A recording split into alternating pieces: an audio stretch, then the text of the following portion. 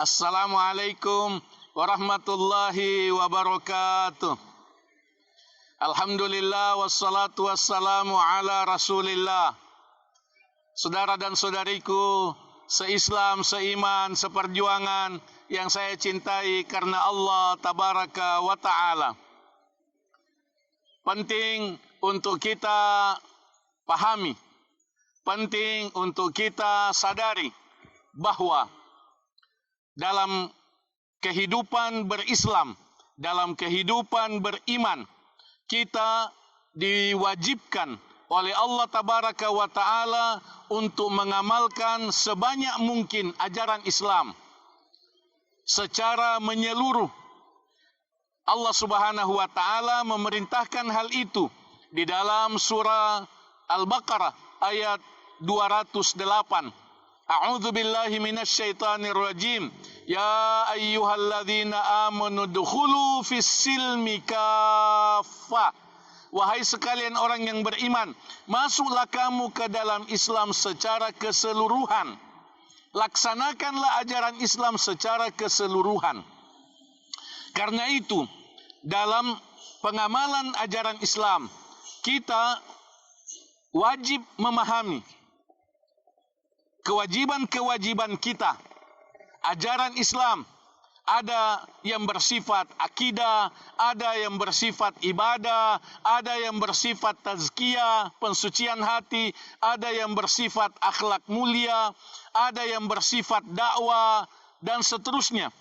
Karena itu, kita mesti memberikan perhatian yang menyeluruh pada semua aspek ajaran Islam, agar kita bisa melaksanakan semua aspek ajaran Islam semaksimal kemampuan. Sebagai contoh, kita dianjurkan untuk atau diingatkan untuk mendahulukan amal-amal wajib, mengutamakan amal-amal wajib dibandingkan amal-amal sunnah. Satu kekeliruan kalau ada di antara kita, di antara saudara kita yang sangat memperhatikan salat tarawih, lalu tidak memperhatikan salat subuh. Sangat memperhatikan salat-salat sunnah, tapi tidak memperhatikan salat-salat wajib. Itu satu contoh. Contoh lain, misalnya, kita atau ada yang puasa, rajin salat, tapi sama sekali tidak membaca Al-Quran. Sama sekali tidak membaca Al-Quran. Itu juga keliru. Karena mesti ada waktu untuk membaca Al-Quran. Apalagi pada bulan mulia Ramadan. Di luar bulan mulia Ramadan saja kita membaca Al-Quran setiap hari. Apalagi pada bulan mulia Ramadan. Begitu juga dengan kewajiban zikir. Begitu juga dengan kewajiban doa. Atau misalnya, rajin salat, rajin melakukan banyak amal, akan tetapi tidak mengeluarkan zakat. Itu juga dosa besar. Atau mengeluarkan zakat tapi tidak bersedekah, tidak berinfak, itu juga dosa besar. Karena itu kita mesti memiliki pemahaman yang menyeluruh tentang ajaran Islam, lalu kita berusaha untuk mengamalkan syumuliyatul Islam, keseluruhan ajaran Islam semaksimal kemampuan.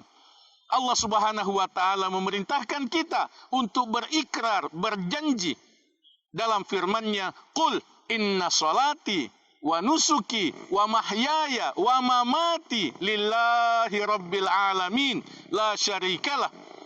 Katakanlah, ucapkanlah, yakinilah, amalkanlah bahwa sesungguhnya salatku, semua ibadahku, semua aktivitas kehidupanku, hidupku dan matiku, lillahi rabbil alamin, hanya untuk Allah Rabbul Alamin, la syarikalah, tidak ada duanya.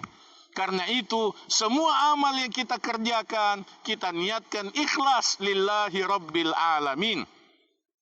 Demikian pentingnya kita melakukan manajemen waktu, manajemen amal, manajemen ibadah, manajemen akhlak, agar kita bisa mengamalkan keseluruhan ajaran Islam semaksimal kemampuan secara seimbang. Tidak memperhatikan satu bagian dari Islam lalu meninggalkan yang lain. Tidak. kita usahakan semaksimal kemampuan untuk mengamalkan secara keseluruhannya dalam kehidupan keseharian kita. Semoga Allah memberikan hidayah dan taufiknya kepada kita semua.